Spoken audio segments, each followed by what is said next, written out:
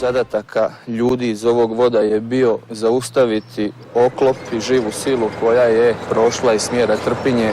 Način na koji se to radilo, bila su 2-3 protuoklopna oružja, bilo je nas koji smo bili pored ljudi koji su radili s protuoklopnim oružjem, znači tu prvenstveno mislim na Mirka, na Miru Radmanovića, policajca iz Varaždina, odnosno na ljudi koji su i nama dolazili pomoć, a tu prije svega mislim na pokojnog Marinka Antunovića, Bosanca. U tijeku sutrašnjeg dana bio je jedan opet tenkovski napad, ali taj je bio popraćen i pješadijskim napadom.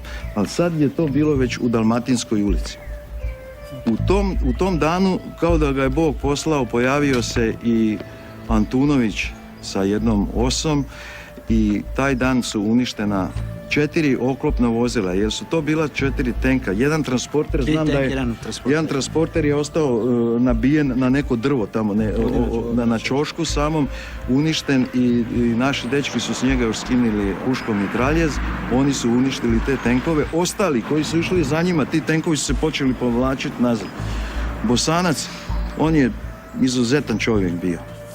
Istrčao bi na pola te ceste dalmatinske i na Dalmatinske ulice, a moram vam reći da smo sa ove sada nama desne strane bili mi, a sa lijeve strane u onim kućama bili su oni. Bosanac istrči na pola te ceste i viče: vraćaj te konzerve nazad.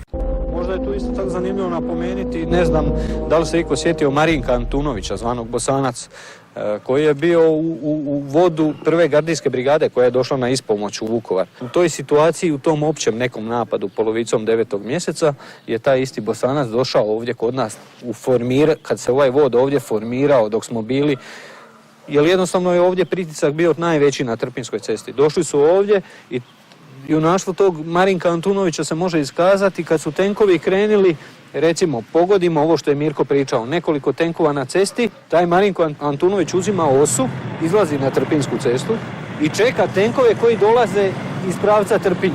Bukvalno da je bio tenkove.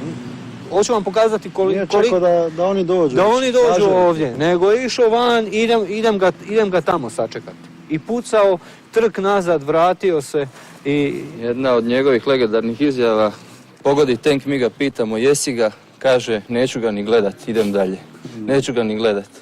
I po meni jedan od najvećih boraca hrvatskih. Neću reći Vukovara, nego hrvatski.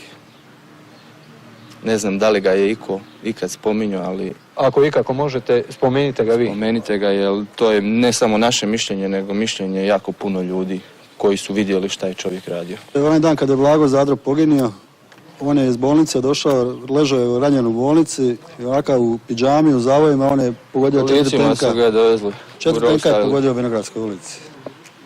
Jer smo imali mi izvlačili probijene položaje smo imali od strane Vinkovaca i dovukli su njega iz bolnice, u biti ranjenog, nepokretnog su ga doveli i stavili u rov. Svi koji su prošli kanal, onaj Bobotski, svi koji su ušli u Vinogradsku, sve ih je poskidao.